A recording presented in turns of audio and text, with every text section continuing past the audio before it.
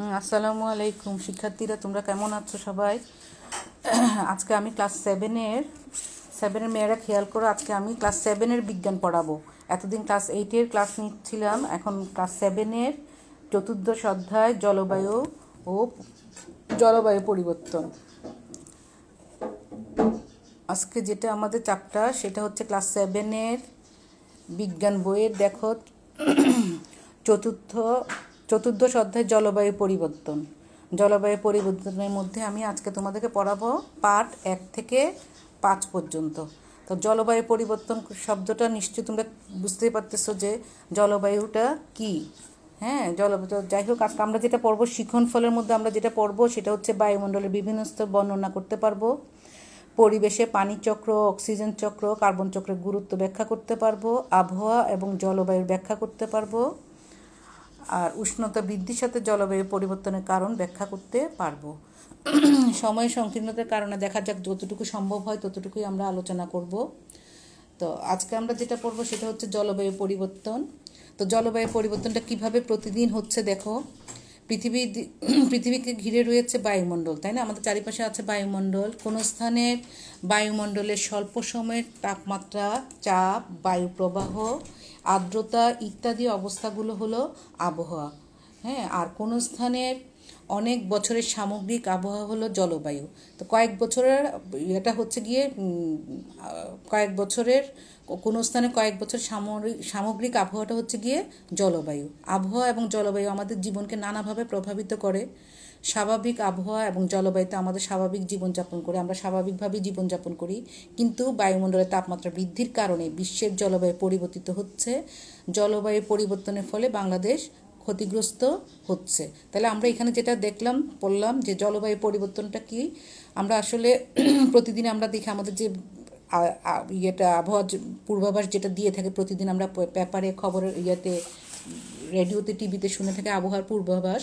সেখানে আমাদের যে জিনিসগুলো নির্ভর করে সেটা হচ্ছে তাপমাত্রা, চাপ, বায়ু প্রবাহ, আর্দ্রতা ইত্যাদির উপর এগুলি আমাদের আবহাওয়াটার পূর্বাভাস দিয়ে থাকে।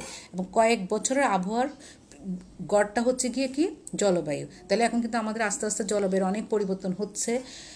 শীত যেমন আমাদের অনেক কমে যাচ্ছে, কিন্তু গরমটা বেশি, কিন্তু আবার গরমের মধ্যে ঘূর্ণিঝড়, জলোচ্ছ্বাস, বিভিন্ন রকম পরিবর্তন হচ্ছে, দেখা দিচ্ছে। তো যাই হোক, এগুলো আমরা আস্তে আস্তে আরও জানবো। তাইলে এখন দেখো জলবায়ুর পরিবর্তনটা মোটামুটি আমাদের একটা ধারণা হলো। এখন দেখো আমাদের পৃথিবীর বায়ুমণ্ডল সম্বন্ধে তোমরা আগের শ্রেণীতে একটু করে ধারণা নিয়ে আসছো যে বায়ুমণ্ডলটা কি এবং বায়ুমণ্ডলের মধ্যে কয়টা স্তর আছে, কি কি বায়ুমণ্ডল। দেখো, যে বায়বীয় অংশটি পৃথিবীর পৃষ্ঠকে ঘিরে রেখেছে সেটি হচ্ছে গিয়ে বায়ুমণ্ডল। বায়ুমণ্ডল মূলত নাইট্রোজেন এবং অক্সিজেন দিয়ে তৈরি। তো এগুলো তো আমরা ক্লাস 6-এর বিজ্ঞান বইতেও পড়ছি। তারপর আরেকবার দেখি, আমাদের পৃথিবীর চারিপাশে যেটা আছে, পৃষ্ঠকে যেটা ঘিরে রেখেছে সেটা হচ্ছে কি বায়ুমণ্ডল। বায়ুমণ্ডল মূলত নাইট্রোজেন এবং অক্সিজেন দিয়ে তৈরি। এছাড়াও আছে কিন্তু বায়ুর মধ্যে জলীয় বাষ্প, ধূলিকণা, আর্গন, কার্বন ডাইঅক্সাইড এবং আরও কিছু গ্যাস বায়ুমণ্ডলে রয়েছে।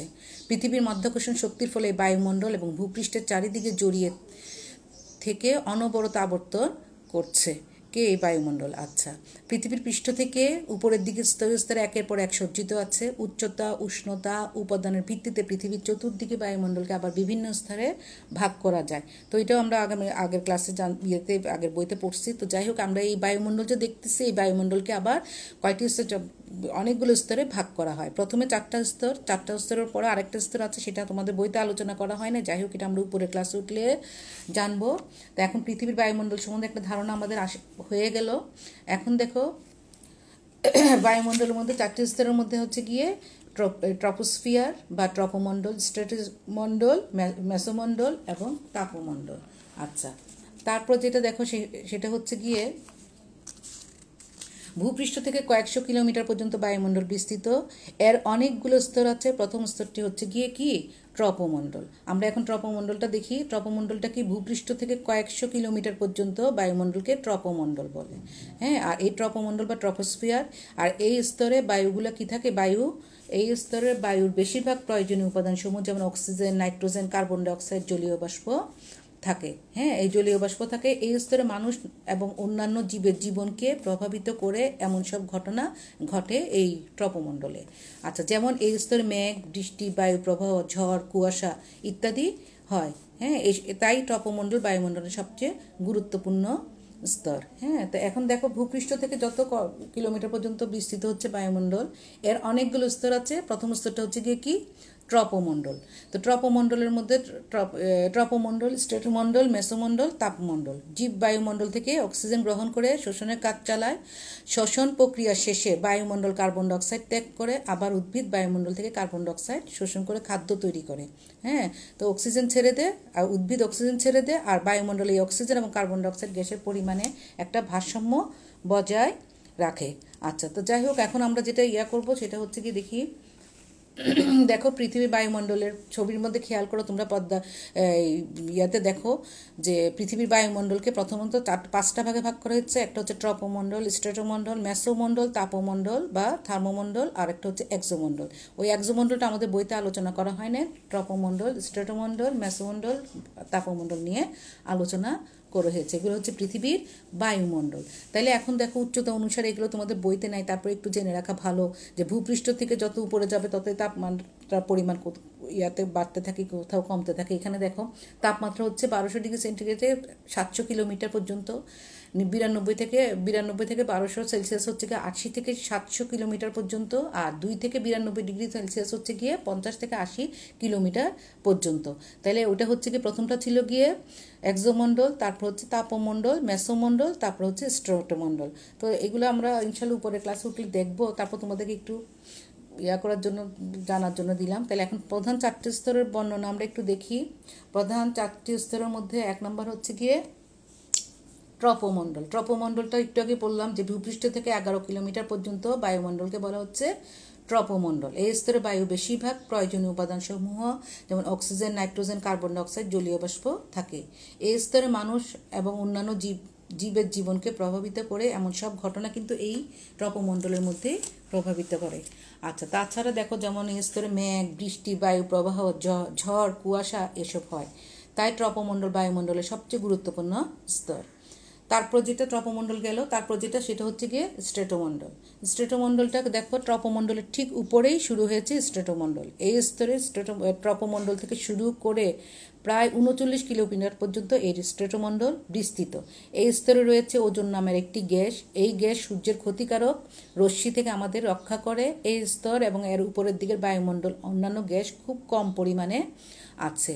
হ্যাঁ, তাহলে স্ট্রেটোমণ্ডলের মধ্যে যেগুলো হচ্ছে সেটা হচ্ছে গিয়ে স্ট্রেটোমণ্ডল হচ্ছে ট্রপোমণ্ডলের পরে 39 কিলোমিটার পর্যন্ত এটা বিস্তৃত।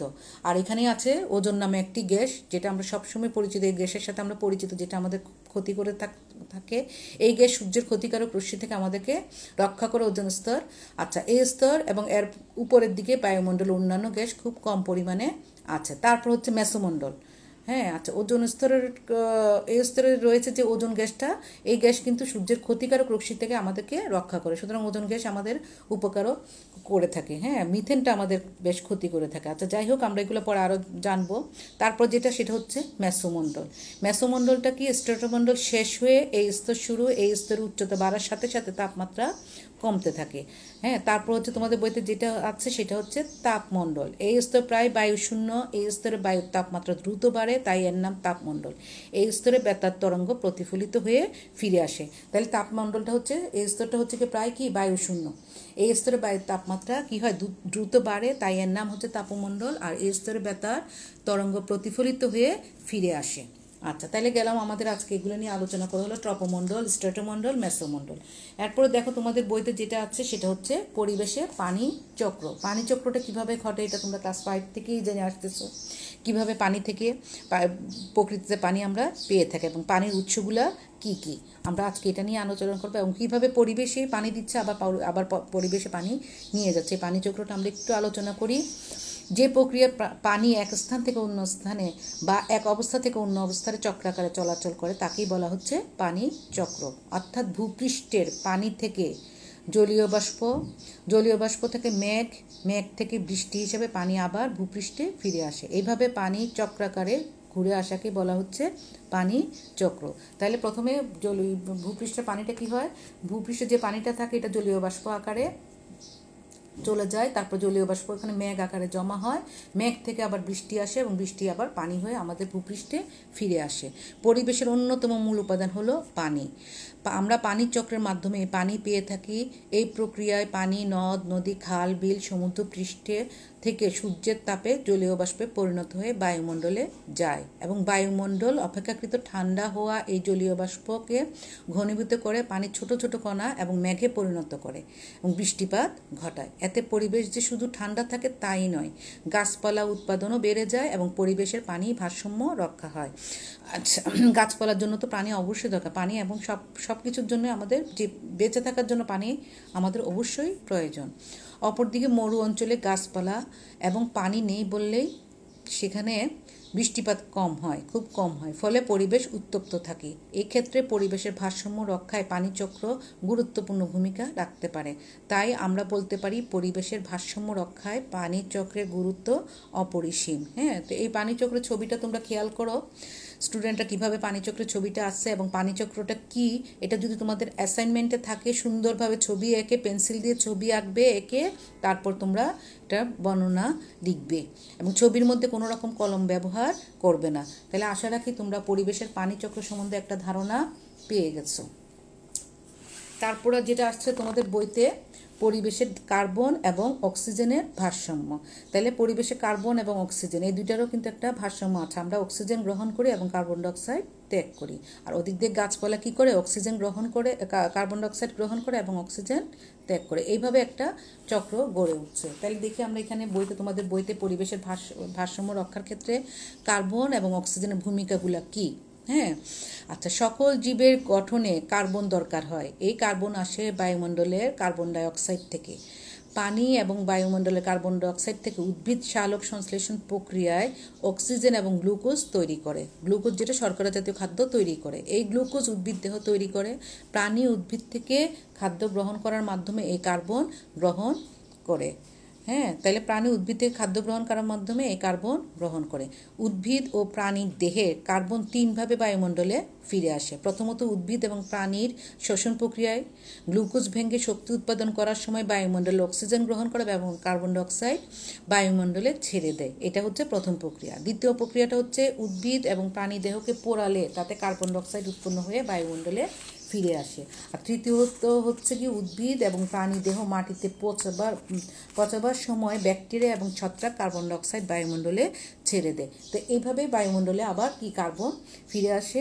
তাহলে দেখা যাচ্ছে যে এখানে বায়ুমণ্ডল থেকে উদ্ভিদ কার্বন ডাইঅক্সাইড গ্রহণ করে গ্লুকোজ তৈরির মাধ্যমে উদ্ভিদ প্রাণীদেহে কার্বন সঞ্চয় করে। উদ্ভিদ এবং প্রাণীদেহে কার্বন তিনভাবে বায়ুমণ্ডলে কার্বন ডাইঅক্সাইড হিসেবে ফিরে আসে। এভাবে পরিবেশে কার্বনের অর্থাৎ কার্বন ডাইঅক্সাইড ভারসাম্য বজায় থাকে।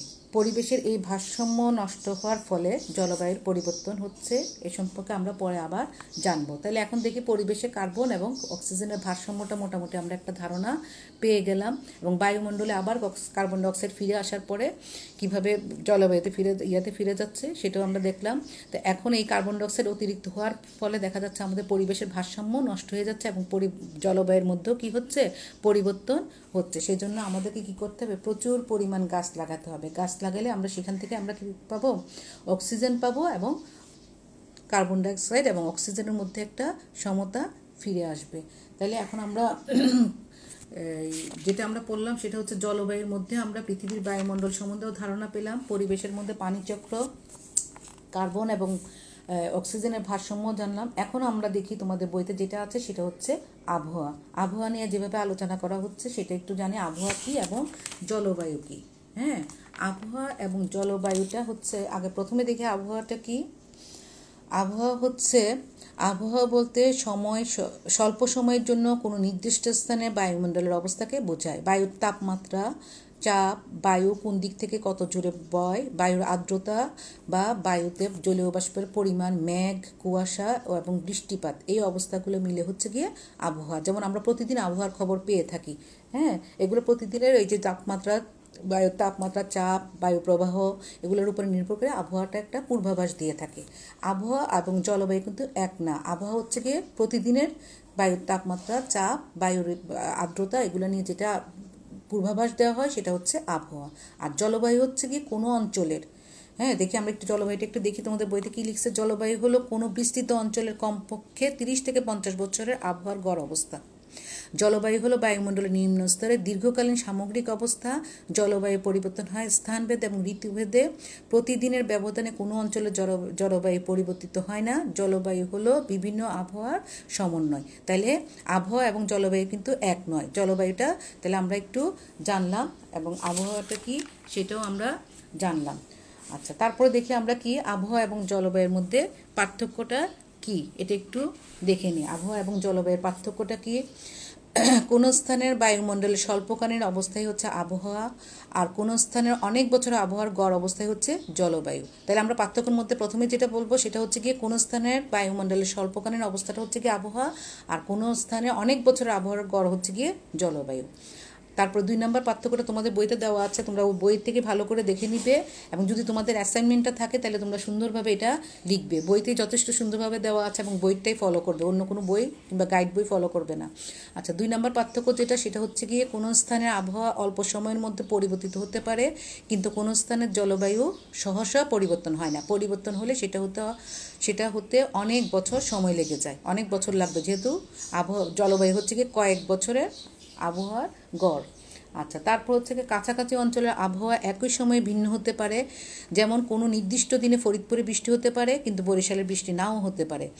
কিন্তু কাছাকাছি অঞ্চলের জলবায়ু সাধারণত একই রকম হয়। যেমন বাংলাদেশ, থাইল্যান্ড, ভারতের পশ্চিমবঙ্গের জলবায়ু প্রায় একই রকম। তার মানে বাংলাদেশ, থাইল্যান্ড এবং ভারতের পশ্চিমবঙ্গের জলবায়ুটা ঠিক আমাদের মতো।